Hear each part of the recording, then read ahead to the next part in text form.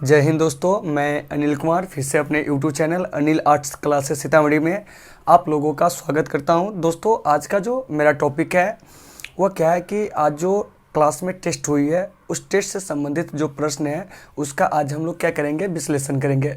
तो आइए दोस्तों, इस विश्लेषण को क्या करते हैं, शुरू करते हैं। तो देखिए, पहला क्वेश्चन है कि ख्वाजा मोइनुद्दीन चिश्ती की दरगाह कहाँ है। तो इसका जो आंसर हो जाएगा वो हो जाएगा आपको अजमेर। कहाँ हो जाएगा? अजमेर। तो यहाँ से कई सारे प्रश्न जो होते हैं वो आपके एग्जाम में पूछे जाते हैं, तो थोड़ा सा गौर कीजिएगा कि ख्वाजा मोइनुद्दीन चिश्ती इनकी जो दरगाह है वो आपको अजमेर में है, ठीक है ना। इसके अलावा शेख निजामुद्दीन औलिया इनका जो दरगाह है वह आपको दिल्ली में है, ठीक है। इसके अलावा शेख सलीम चिश्ती इनका जो दरगाह है वह आपको आगरा में है। कुतुबुद्दीन बख्तियार काकी इनका दरगाह जो है वो आपको दिल्ली में है। चलिए, दूसरा नंबर क्वेश्चन कह रहा है कि व्यापकता का सिद्धांत का संबंध था किससे। तो यह था आपको लॉर्ड डलहौजी से, यानी कि राज्य हड़प नीति के जो शुरू करने वाले जो गवर्नर जनरल थे वो कौन थे? लॉर्ड डलहौजी थे। और लॉर्ड डलहौजी का जो शासनकाल था 1848 से 1856 था। तो इस चीज़ को आपको थोड़ा सा ध्यानपूर्वक देख लेना है कि लॉर्ड डलहौजी का शासनकाल कब से कब तक था। तो 1848 से 1856 तक था, ठीक है ना। आगे देखिए दूसरा क्वेश्चन, तीसरा नंबर क्वेश्चन जो है वो क्या कर रहा है कि अस्थायी बंदोबस्त जुड़ा था किससे। तो ये आपको लॉर्ड कॉर्नवालिस से जुड़ा था। किससे जुड़ा था? लॉर्ड कॉर्नवालिस से। तो एक चीज़ को याद रखिएगा कि ये जो अस्थायी बंदोबस्त है, ठीक है ना, ये आपको औपनिवेशिक काल में राजस्व या भूमि बंदोबस्त की क्या थी कि एक व्यवस्था थी, और यह आपको लॉर्ड कॉर्नवालिस के द्वारा शुरू किया गया था 1793 में। तो यहाँ से एक क्वेश्चन पूछा जाएगा आपसे कि बताइए कॉर्नवालिस कोड कब लागू हुआ था। तो 1793 में, ठीक है ना। इसके अलावे अस्थायी बंदोबस्त या इस्तमरारी व्यवस्था कब लागू हुआ था? तो 1793 में लागू हुआ था। और ये जो अस्थायी बंदोबस्त है, इस अस्थायी बंदोबस्त में क्या होता था कि आपको जो किसान होते थे और सरकार होते थे उसके बीच में जो बिचौलिया का काम करता था वह आपको यानी कि जमींदार करते थे। तो इस चीज़ को आपको थोड़ा सा ध्यानपूर्वक सुन लेना है। तो देखिए, तीसरा नंबर क्वेश्चन कर रहा है कि अस्थायी बंदोबस्त किससे जुड़ा है। तो लॉर्ड कॉर्नवालिस से। तो 3 का जो आंसर हो जाएगा वो आपको सी हो जाएगा। चौथा क्वेश्चन देखिए, कह रहा है कि ताजमहल का निर्माण किसने किया था। तो ताजमहल का निर्माण जो किया था आपको शाहजहां किया था। कौन किया था? शाहजहां किया था। ध्यान से सुनिएगा कि ताजमहल का निर्माण शाहजहां ने किया था। और ये जो ताजमहल है मेरे भाई, यह आपको आगरा में यमुना नदी के किनारे क्या है, अवस्थित है, ठीक है ना। तो ये जो ताजमहल है मुमताज़ के याद में बनाया गया है, ठीक है ना। और ये जो मुमताज़ थी ये शाहजहां की कि प्रिय पत्नी थी, ठीक है ना। फिर यहाँ से क्वेश्चन पूछेगा कि ये जो ताजमहल है, ठीक है ना, इसका निर्माण अवधि क्या है। तो 1632 से 1648 है। और ताजमहल के जो वास्तुकार थे वो आपको उस्ताद ईसा थे। और ताजमहल को 1983 में यूनेस्को के जो विश्व विरासत सूची है उसमें शामिल किया गया था। वहीं इसे 2007 में दुनिया के 7 आश्चर्यों में शामिल किया गया था, ठीक है। चलिए, 5वां नंबर क्वेश्चन देखिए क्या करा कि दिल्ली से दौलताबाद किस शासक ने अपनी राजधानी परिवर्तित की थी। तो यह है आपको मोहम्मद बिन तुगलक, यानी कि दिल्ली से दौलताबाद राजधानी को परिवर्तित करने वाला दिल्ली का जो सुल्तान था उसका नाम था मोहम्मद बिन तुगलक, ठीक है ना। तो इस चीज़ को आपको ध्यान से देखना है। और ये जो मोहम्मद बिन तुगलक है मेरे भाई, यह आपको दिल्ली सल्तनत का जो एक वंश था तुगलक वंश, उसी के ये क्या थे कि आपको शासक थे, ठीक है ना। तो इस चीज़ को आपको याद रखना है कि ये जो तुगलक वंश है इसका संबंध जो है दिल्ली सल्तनत से है, ठीक है ना।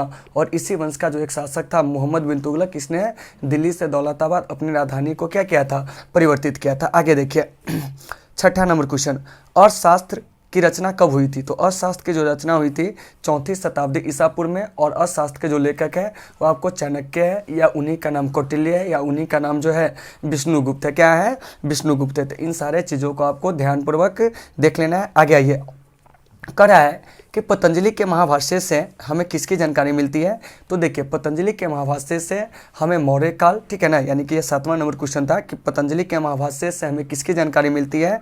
तो मौर्य काल और प्राक मौर्य काल दोनों होगा, ठीक है ना। यानी कहने का मतलब हुआ कि इसका जो मेरे हिसाब से सबसे बेहतर विकल्प जो होगा यहाँ पर हम चुनने में असमर्थ है, अतः इसका बी और सी दोनों आंसर हो जाएगा। यानी कि सीधे याद रखिएगा कि पतंजलि के जो महाभाष्य है उससे हमें क्या होता है कि मौर्य काल के बारे में क्या होती है कि आपको जानकारी मिलती है। इसके अलावा मौर्य काल की जो पहले की भी राजनीति उसके बारे में भी जानकारी मिलती है। आगे चलिए, अब करें 8वां नंबर क्वेश्चन कि 1942 में कौन सा आंदोलन हुआ था। तो 1942 में भारत छोड़ो आंदोलन हुआ था। ध्यान से सुनिएगा कि 1942 में कौन सा आंदोलन हुआ था, भारत छोड़ो आंदोलन। और भारत छोड़ो का जो नारा दिया था वो आपको यूसुफ मेहर अली ने दिया था। ध्यान से सुनना आपको कि भारत छोड़ो का जो नारा दिया था कौन दिया था, यूसुफ मेहर अली ने दिया था मेरे भाई। अब यहाँ से एक प्रश्न आपसे पूछा जाएगा कि ये जो भारत छोड़ो आंदोलन है, ठीक है ना, इसे किसने शुरू किया था। तो महात्मा गांधी ने शुरू किया था, ठीक है ना। भारत छोड़ो आंदोलन 8 अगस्त 1942 को ये जो मुंबई है, मुंबई के ग्वालियर टैंक से क्या हुआ था कि शुरू हुआ था। और इस आंदोलन के दौरान गांधी जी ने करो या मरो का जो नारा थे वो दिए हुए थे, ठीक है ना। और भारत छोड़ो आंदोलन के दौरान जो कांग्रेस के अध्यक्ष थे, इस चीज़ को याद रखिएगा, वह जो थे आपको मौलाना अबुल कलाम आज़ाद थे, ठीक है ना। तो 8वां नंबर क्वेश्चन का ये सारा विश्लेषण था, इसको गौर से सुनिएगा।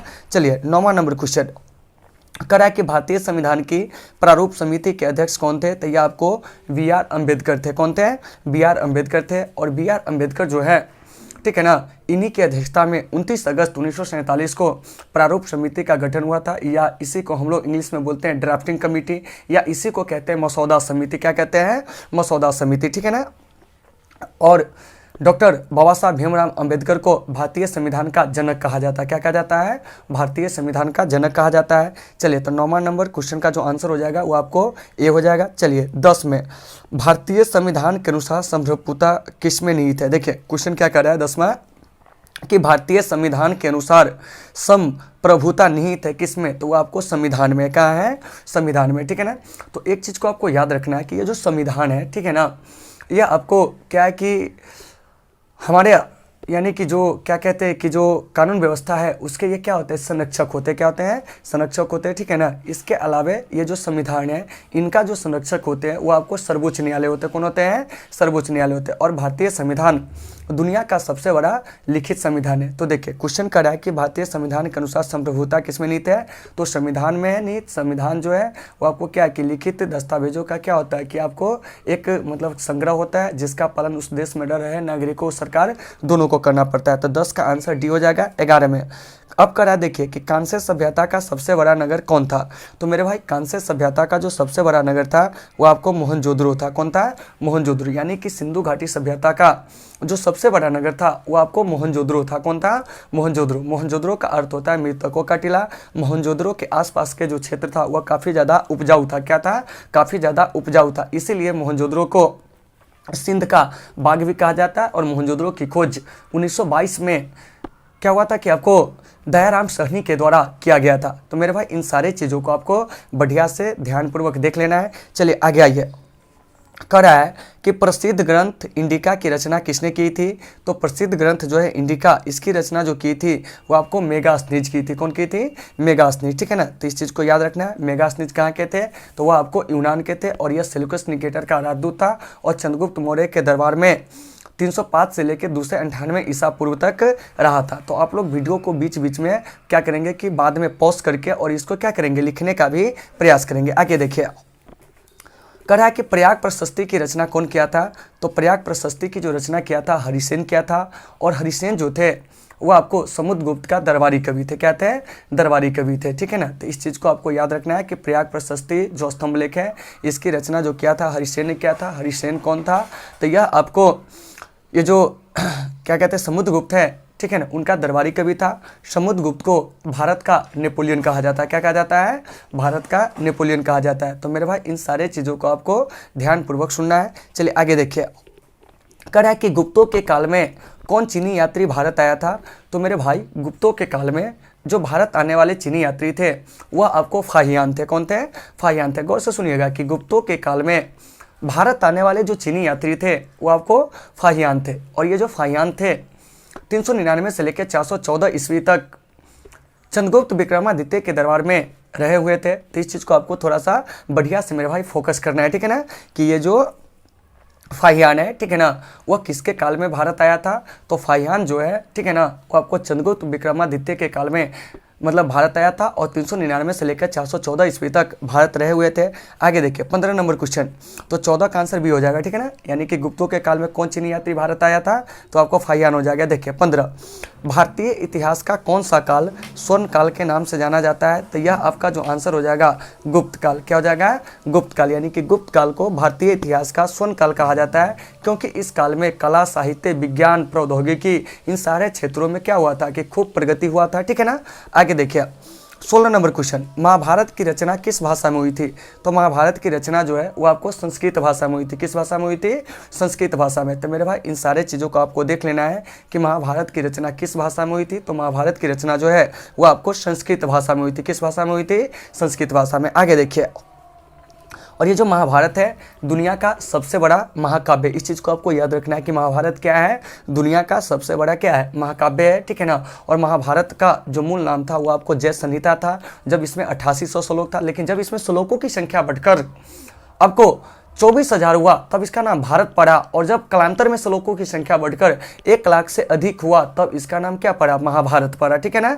तो इन सारे चीज़ों को आपको याद रखना है। महाभारत में एक ही वंश के 2 भाइयों के बीच में क्या है कि सत्ता प्राप्ति के लिए जो हुए संघर्ष है उसका भी वर्णन किया गया है। महाभारत का जो सबसे ज़्यादा शिक्षाप्रद भाग है वह आपको श्रीमद् भगवत गीता है। आगे चलिए 17 नंबर क्वेश्चन, महात्मा बुद्ध को ज्ञान की प्राप्ति कहाँ हुई थी, तो महात्मा बुद्ध को जो ज्ञान की प्राप्ति हुई थी बोधगया में हुई थी, ठीक है ना।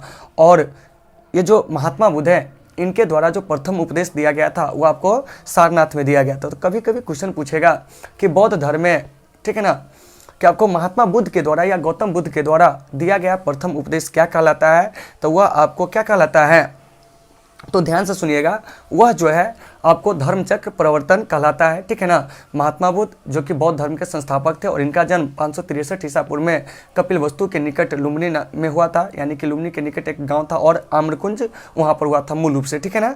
चलिए आगे देखिए, करा कि श्वेतांबर और दिगंबर का संबंध किस धर्म से है, तो श्वेतांबर और दिगंबर का जो संबंध है वो आपको जैन धर्म से, किस धर्म से है, जैन धर्म से, ठीक है ना। और प्रथम बौद्ध संगति के दौरान ही क्या हुआ था कि ये जो जैन धर्म है, ठीक है ना, वो आपको 2 भागों में बांट गया था, एक श्वेतांबर एक दिगंबर। तो श्वेतांबर हम उसको कहते हैं जो श्वेत वस्त्र धारण करते थे, दिगंबर हम उनको कहते हैं जो आपको नग्न रहते थे। तो देखिए ये जो श्वेतांबर है, गौर से सुनिएगा मेरे भाई, ठीक है ना, ये आपको अस्तुल भद्र के नेतृत्व में बना था, जबकि दिगंबर जो है वो आपको भद्रबाहु के नेतृत्व में बना हुआ था प्रथम जैन संगति के दौरान। प्रथम जैन संगति कब हुआ था, तो प्रथम जैन संगति जो था मेरे भाई वो आपको 300 ईसा पूर्व में हुआ था, चंद्रगुप्त मौर्य के समय में पाटलिपुत्र में, ठीक है ना।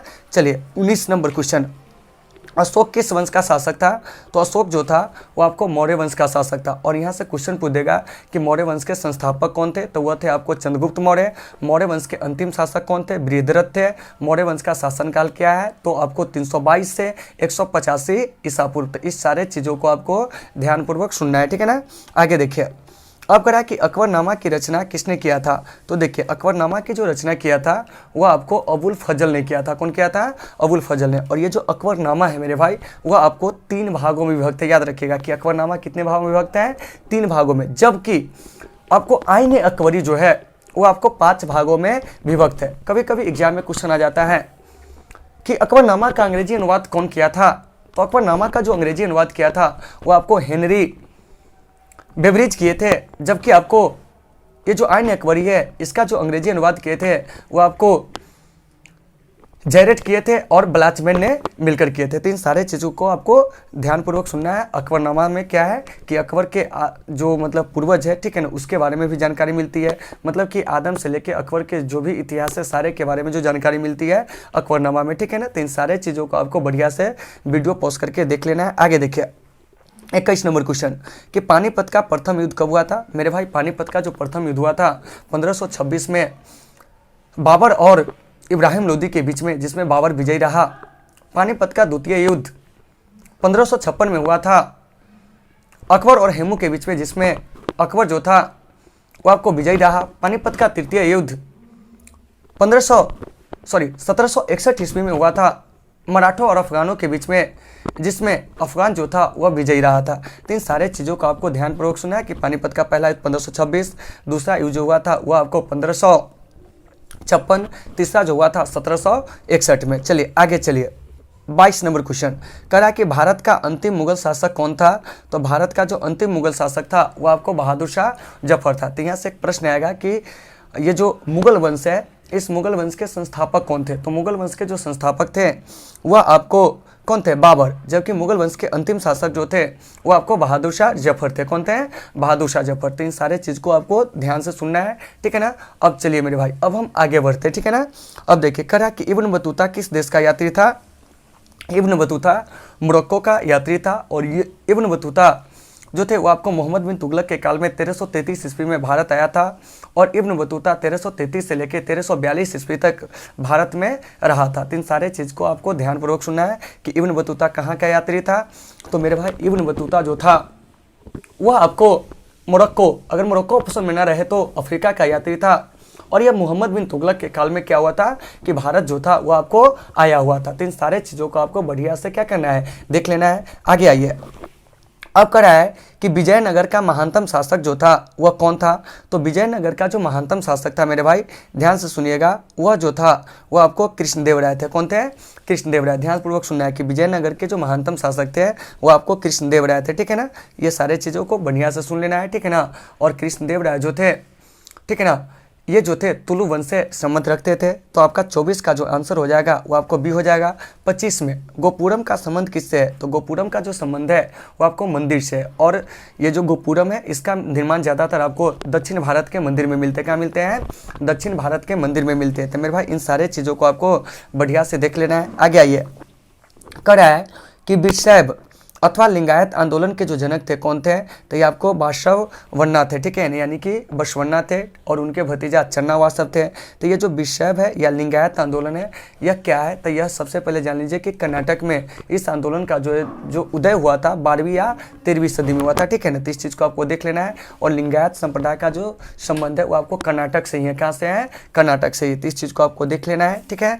चलिए 27 नंबर क्वेश्चन जो कर रहा है, क्या कर रहा है मेरे भाई, ध्यान से सुनिए कि गांधी जी ने असहयोग आंदोलन कब आरंभ किया था, 1920 में। तो देखिए गांधी जी के द्वारा जो चलाया गया प्रमुख आंदोलन है वो कब शुरू हुआ था इसके बारे में जान लीजिए। तो देखिए सबसे पहले चंपारण सत्याग्रह 1917 में, उसके बाद है आपको अहमदाबाद श्रमिक आंदोलन 1918 में, ठीक है ना। खेरा किसान आंदोलन 1918 में, ठीक है ना। असहयोग आंदोलन 1920, डांडी यात्रा 12 मार्च 1930 से 6 अप्रैल 1930, सविनय अवज्ञा आंदोलन 1930 से 1931, भारत छोड़ो आंदोलन 1942। तो मेरे भाई इन सारे चीज़ों को आपको बढ़िया से क्या कर लेना है, देख लेना है। अब आइए 28 नंबर क्वेश्चन करा कि भारतीय राष्ट्रीय कांग्रेस की स्थापना कब हुई थी, 1885 में, ठीक है ना। ध्यान से सुनिएगा कि भारतीय राष्ट्रीय कांग्रेस की स्थापना कब हुई थी। तो आपका आंसर हो जाएगा 1885।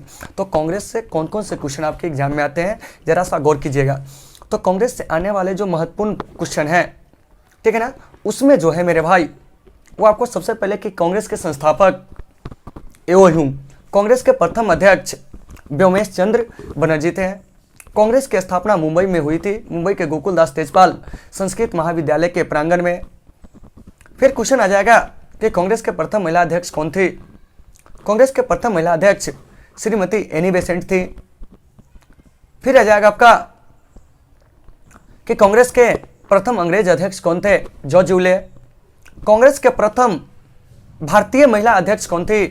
तो कांग्रेस के प्रथम भारतीय महिला अध्यक्ष जो थी उसका जो नाम था वो आपको सरोजनी नायडू था। तो इन सारे चीज़ों को आपको ध्यानपूर्वक सुनना है। फिर स्वतंत्रता के बाद कांग्रेस के प्रथम महिला अध्यक्ष कौन बनी थी, तो श्रीमती इंदिरा गांधी, ठीक है ना। चलिए आइए 29 नंबर क्वेश्चन, बंगाल के विभाजन की घोषणा कब हुई थी, 1905 में।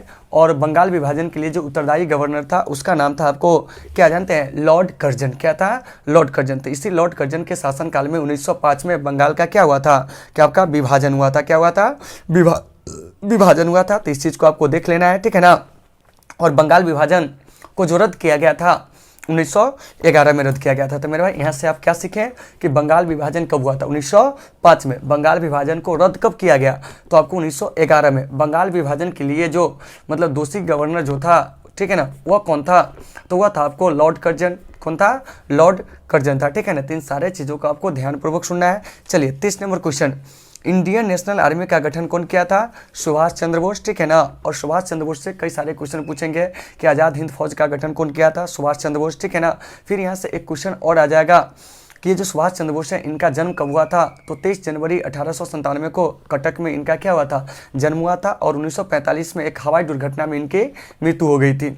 सुभाष चंद्र बोस जी ने दिल्ली चलो का नारा दिए थे। क्या दिए थे, दिल्ली चलो का नारा। इसके अलावा इनका एक बहुत ही प्रसिद्ध नारा है कि तुम मुझे खून दो मैं तुम्हें आज़ादी दूंगा। तो इन सारे चीज़ों का आपको ध्यानपूर्वक देख लेना है। चलिए 31 नंबर क्वेश्चन, भारत किस वर्ष गणतंत्र बना था, तो भारत जो था वो आपको 1950 में गणतंत्र बना था। कितना में गणतंत्र बना था, 1950 में, ठीक है ना। तो आपको ध्यानपूर्वक सुनना है कि भारत किस वर्ष गणतंत्र बना था, 1950 में। यानी कि भारत का जो संविधान था, ठीक है ना, वो आपको पूर्णतः लागू जो हुआ था 26 जनवरी 1950 को, और इसी दिन हम दुनिया के सबसे बड़े गणतांत्रिक देश बने, ठीक है ना।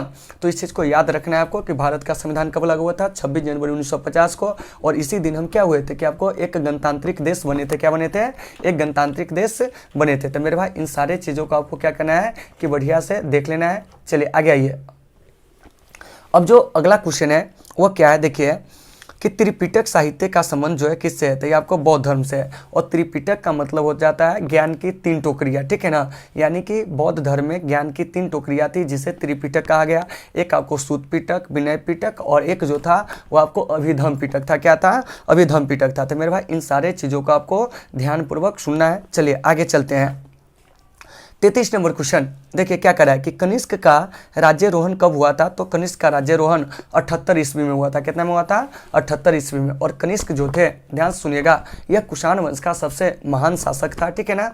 और ये जो कुषाण वंश है इसकी 2 राजधानी थी, एक आपको पुरुषपुर था और बाद में इसे क्या हुआ गया कि मथुरा में भी बनाया गया। यानी कि अगर आपसे क्वेश्चन पूछेगा कि बताइए कुषाणों की जो पहली राजधानी थी वो कहाँ थी, तो आपको पुरुषपुर थी, और बाद में इसकी राजधानी जो थी मथुरा में भी बनाया गया था। कुषाण वंश का सबसे महान शासक कौन था, कनिष्क था, जिसने राजा बनने के उपलक्ष्य में 78 ईस्वी में शक संवत को चलाया था, जिसे भारत सरकार के द्वारा 22 मार्च 1957 को अपनाया गया। यानी कि आज जो हमारा कैलेंडर है ना वो आपको शक संवत पर आधारित है, जिसे भारत सरकार के द्वारा 22 मार्च 1957 को क्या किया गया था, अपनाया गया था। आगे चलिए, करा है कि महाभारत का युद्ध कितने दिनों तक चला था, तो मेरे भाई महाभारत का जो युद्ध चला था वो आपको 18 दिनों तक चला था। कितने दिनों तक चला था, 18 दिनों तक, ठीक है ना। कुरुक्षेत्र के मैदान में, कुरुक्षेत्र का मैदान कहाँ है, तो वो आपको हरियाणा में, कहाँ है, हरियाणा में। महाभारत का जो युद्ध हुआ था कौरवों और पांडवों के बीच हुआ था। किसके बीच हुआ था, कौरवों और पांडवों के बीच में। तो धृतराष्ट्र के जो पुत्र हुए वो आपको कौरव कहलाए, जबकि आपको पांडु के जो पुत्र थे वो आपको पांडव कहलाए थे, ठीक है ना। तो पांडवों और आपको कौरवों के बीच में कुरुक्षेत्र के मैदान में क्या हुआ था कि 18 दिनों तक महाभारत का युद्ध चला था। यानी कि 34 का हो जाएगा आपका सी। चलिए 35 में कह रहा है कि अशोक के किस अभिलेख में कलिंग युद्ध का वर्णन किया गया है, तो अशोक के जो आपको 13वां अभिलेख है, क्या है, 13वां अभिलेख है। इसी 13वां अभिलेख में क्या है कि कलिंग युद्ध का वर्णन किया गया। किसका वर्णन किया गया है, कलिंग युद्ध का वर्णन किया गया है। तो मेरे भाई इस चीज़ को आपको बढ़िया से देख लेना है, ठीक है ना, कि अशोक के किस अभिलेख में कलिंग युद्ध का वर्णन किया गया है, तो 13वां अभिलेख में, ठीक है ना। तो इस चीज़ को बढ़िया से एक बार देख लेना है। आगे चलिए, और ये जो कलिंग का युद्ध जो था वो आपको 261 ईसा पूर्व में हुआ था। किसके बीच, तो आपको खारवेल, किसके बीच, खारवेल और अशोक के बीच में। तो अशोक का संबंध जो है मौर्य वंश से, जबकि खारवेल का संबंध जो है महामेघ वाहन वंश से। तो मेरे भाई इन सारे चीज़ों का आपको ध्यानपूर्वक देख लेना है। अब आइए, कहा कि चोलों की सबसे छोटी प्रशासनिक इकाई कौन थी, तो यह आपको उर थी। क्या थी, उर थी। यानी कि 36 का जो आंसर हो जाएगा ए, ठीक है ना। अगर क्वेश्चन पूछा जाए आपसे कि चोलों की सबसे छोटी प्रशासनिक इकाई क्या थी, तो यह आपको उर थी, ठीक है ना। अब देखिए, अब क्वेश्चन कर रहा है कि रात तरंगिणी के लेखक जो थे कौन थे, तो मेरे भाई रात तरंगिणी के जो लेखक थे, ठीक है ना, वो आपको कल्हण थे। और इस रात तरंगिणी नामक पुस्तक से हमें क्या होता है कि आपको ये जो कश्मीर का इतिहास है, कश्मीर के इतिहास के बारे में जानकारी मिलती है। तो जैसे क्वेश्चन पूछेगा कि रात तरंगिणी के लेखक कौन है, तो हम क्या कहेंगे, आपको कल्हण कहेंगे, ठीक है ना। इसके अलावा अर्थशास्त्र के लेखक कौन है, चाणक्य हो जाएंगे, ठीक है ना। इंडिका के लेखक कौन है, मेगास्थनीज है, ठीक है ना। मुद्रा राक्षस के लेखक कौन है, तो आपको विशाखा दत्त हो गए, ठीक है ना। महाभाष्य जो है किसके द्वारा लिखा गया है, पतंजलि के द्वारा लिखा गया है, ठीक है ना। इसके अलावा आपसे और भी बहुत सारे क्वेश्चन जो है वो पूछे जा सकते हैं, ठीक है ना। तो इन सारे बुक वाला जो टॉपिक है उसको आप लोग देख लेंगे, ठीक है ना। आगे देखिए, अब करा है कि हड़प्पा सभ्यता किस युग की सभ्यता है, तो मेरे भाई 38 नंबर ये क्वेश्चन था। हड़प्पा सभ्यता जो है वो आपको कांस्य युग की सभ्यता है। किस युग की सभ्यता है? कांस्य युग की सभ्यता। अब कहिएगा कि सर जी कांस्य युग कहने का मतलब क्या हो गया, तो देखिए मनुष्य के द्वारा प्रयोग किया गया जो पहला धातु था वो आपको क्या था? तांबा था। क्या था? तांबा था। लेकिन सिंधु घाटी सभ्यता के जो लोग थे वह तांबा के साथ साथ टिन का भी क्या करने लगे? प्रयोग करने लगे। क्या करने लगे? प्रयोग करने लगे। ठीक है ना। तो सिंधु घाटी सभ्यता में कांसा और तांबा और टीन दोनों का जो है मतलब कि रूप देखने को मिला है, इसीलिए सिंधु घाटी सभ्यता को कांस्य युग की सभ्यता कहा जाता है। तो कभी कभी क्वेश्चन पूछ देगा कि कांस्य युग का जो सबसे बड़ा नगर था वह कौन था? मोहनजोदड़ो था। लेकिन पूछेगा कि भारत में स्थित हड़प्पा सभ्यता का सबसे बड़ा स्थल कौन था, तो वह आपको राखीगढ़ी था। कौन था? राखीगढ़ी था। तो इस चीज़ को आपको देख लेना है। चलिए, पुराणों की संख्या कितनी है, तो पुराणों की जो संख्या है मेरे भाई वो आपको 18 है। कितनी है? 18 है। तो यहाँ से एक चीज़ याद रखिएगा कि पुराण की संख्या 18, वेद की संख्या 4, वेदांग 6, उपनिषद 108। तो इसको ऐसे याद रखिएगा कि वेद 4, वेदांग 6, पुराण 18, उपनिषद 108। ठीक है ना। वेद में सबसे प्राचीन वेद अगर पूछेगा तो वो हो जाएगा ऋग्वेद। सबसे बाद का वेद कहेगा मेरे भाई तो वो हो जाएगा आपको अथर्ववेद। क्या हो जाएगा? अथर्ववेद। तो इन सारे चीज़ों को आपको बढ़िया से क्या कर लेना है? देख लेना है। चलिए अब हम आगे चलते हैं। ठीक है ना।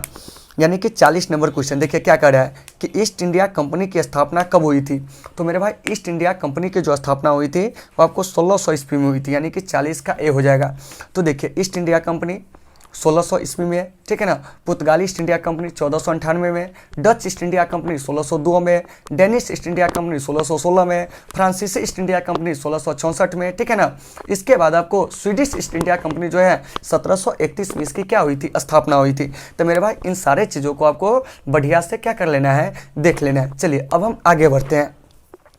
41 नंबर क्वेश्चन, दिल्ली चलो का नारा कौन दिया था? अभी बताए थे नेताजी सुभाष चंद्र बोस। ठीक है ना। और नेताजी सुभाष चंद्र बोस के बारे में अभी हम प्रीवियस क्वेश्चन में क्या किए? चर्चा की है। तो आप वहाँ से वीडियो पॉज करके इनके बारे में कुछ सुन लेंगे। ठीक है ना। तो देखिए दिल्ली चलो का जो नारा दिया था कौन दिया था? सुभाष चंद्र बोस जी ने दिए थे। ठीक है ना। अब आइए, काला कानून किससे कहा गया है? तो रॉलेट एक्ट को। तो कभी कभी क्वेश्चन पूछ देता है कि रॉलेट एक्ट जो है वो क्या है। तो देखिए तो क्या था कि भारत में जो उठ रही उग्र राष्ट्रवादी भावना है इसको दबाने के लिए, गौर से सुनिएगा कि भारत में उठ रही उग्र राष्ट्रवादी भावना को दबाने के लिए ब्रिटिश संसद ने सन 1918 में सर सिडनी रॉलेट की अध्यक्षता में क्या किया कि आपको एक दमनकारी कानून जो था पारित किया, जिसे भारत आने पर 1919 में रॉलेट एक्ट नाम दिया गया। मतलब रॉलेट एक्ट जो भारत आया था 1919 में आया था। ठीक है ना।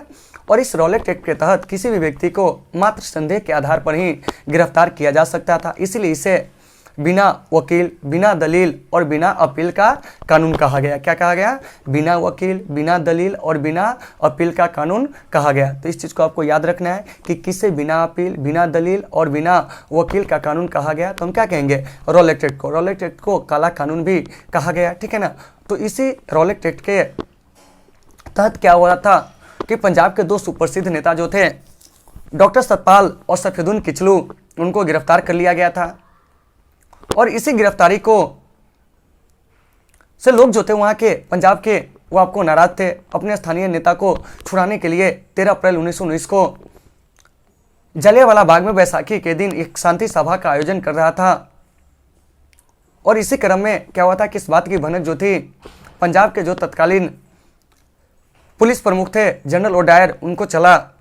उन्होंने अपने दल बल के साथ पहुंचकर क्या हुआ कि जलियांवाला बाग को सबसे पहले घेर लिए, उसके गेट को बंद कर दिए और अपने सैनिकों को अंधाधुन गोली चलाने का आदेश दे दिए, जिसमें हमारे देश के हजारों लोग जो थे घायल हुए थे, हजारों लोग मारे गए थे। तो इतिहास में इसी घटना को जलियांवाला बाग हत्याकांड के नाम से जाना गया। जलियांवाला बाग जो है वो आपको पंजाब में है। ठीक है ना।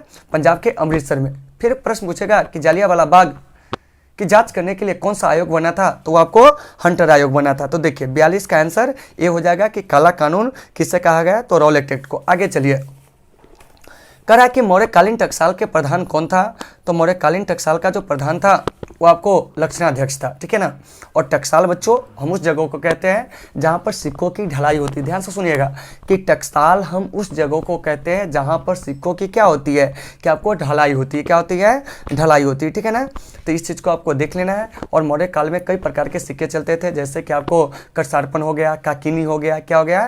काकिनी हो गया, निष्क हो गया, क्या हो गया? निष्क हो गया। तो मौर्य काल में सोने के चलने वाले सिक्के को निष्क कहा जाता था। क्या कहा जाता था? निष्क कहा जाता था। चांदी के सिक्के को करसारपन कहा जाता था और तांबे के सिक्के को काकिनी कहा जाता था। चलिए 44 नंबर क्वेश्चन देखिए, करा कि अलबरूनी भारत किसके साथ आया था? तो मेरे भाई अलबरूनी जो भारत आया था महमूद गजनवी के साथ आया था 224 ईस्वी में, और यह 230 ईस्वी तक भारत रहा था।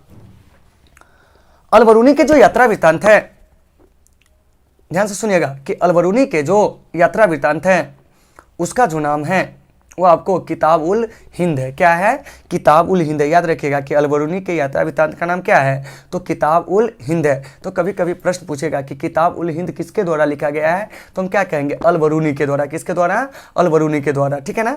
चलिए आगे देखिए, दिल्ली सल्तनत की प्रथम और अंतिम महिला शासिका कौन थी? तो ये आपको रजिया सुल्तान थी। कौन थी? रजिया सुल्तान। और यह इल्तुतमिश की बेटी थी। तो ध्यान से सुनिएगा कि दिल्ली सल्तनत के अंतर्गत 5 राजवंशों ने शासन किया। सबसे पहले गुलाम वंश या दास वंश या ममलुक वंश, ठीक है ना, एक ही को कहते हैं। दूसरा खिलजी वंश, तीसरा तुगलक वंश, चौथा सैयद वंश और 5वां लोदी वंश। तो ये जो रजिया सुल्तान थी दिल्ली सल्तनत की प्रथम और अंतिम महिला थी, और यह आपको जो संबंध रखती थी दास वंश से, और यह इल्तुतमिश की क्या थी? बेटी थी। क्या थी? बेटी थी। तो अगर आपसे क्वेश्चन पूछेगा कि दिल्ली सल्तनत की प्रथम महिला सुल्तान जो थी कौन थी, तो रजिया सुल्तान। अंतिम महिला सुल्तान भी कौन हुई? तो रजिया सुल्तान। तो इस चीज़ को आपको देख लेना है।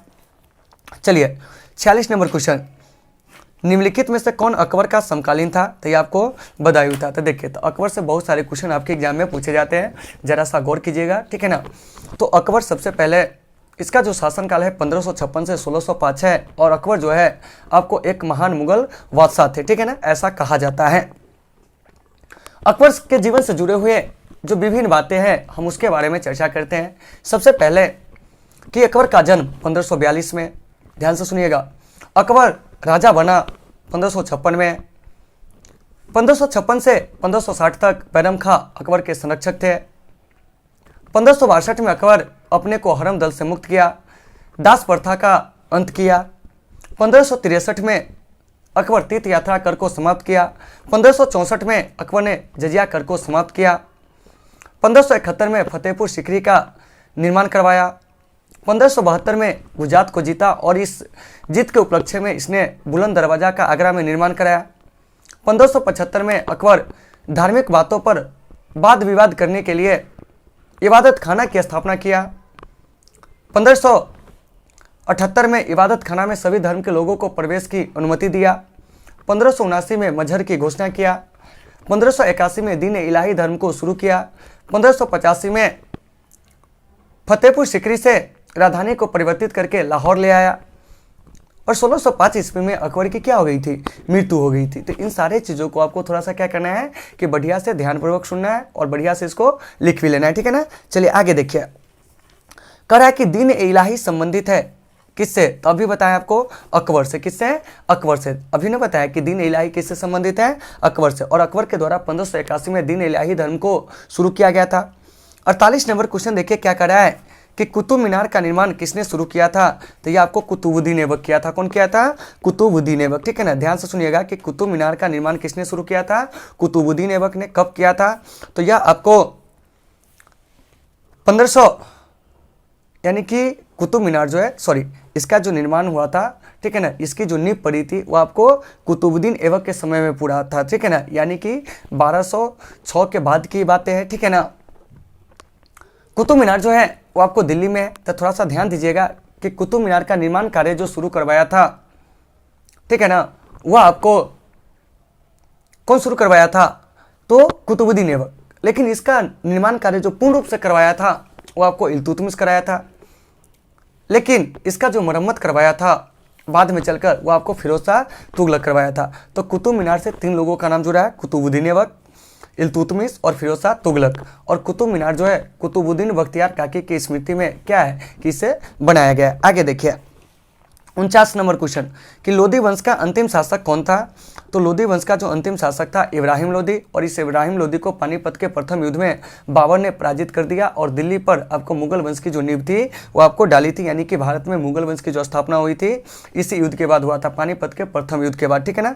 पानीपत का प्रथम युद्ध बाबर और इब्राहिम लोदी के बीच में हुआ था। तो ये जो इब्राहिम लोदी कौन था, तो लोदी वंश का अंतिम शासक था। अब देखिए कह रहा है कि किस प्रशासकीय सुधार के लिए शेरशाह सूरी जाना जाता है। तो ये आपको भूमि सुधार के लिए, किसके लिए, भूमि सुधार के लिए। तो शेरशाह सूरी का जो मूल नाम था वह आपको शेर खां था, लेकिन बाद में इसने चौसा को युद्ध को जीता, तब इसने शेरशाह का जो पद था, पदवी था, उसको क्या किया, धारण किया। तो मेरे प्यारे दोस्तों आज के इस लाइव में हम लोग क्या कर रहे हैं कि ये जो 1 से 50 तक के जो क्वेश्चन हैं हम इसी का विश्लेषण कर रहे हैं। फिर आपको अगले दिन क्या होगा कि इसका जो विश्लेषण है वो आपको कर दिया जाएगा, ठीक है ना। तो चलिए आज के इस क्लास को दोस्तों यहीं पे समाप्त करते हैं।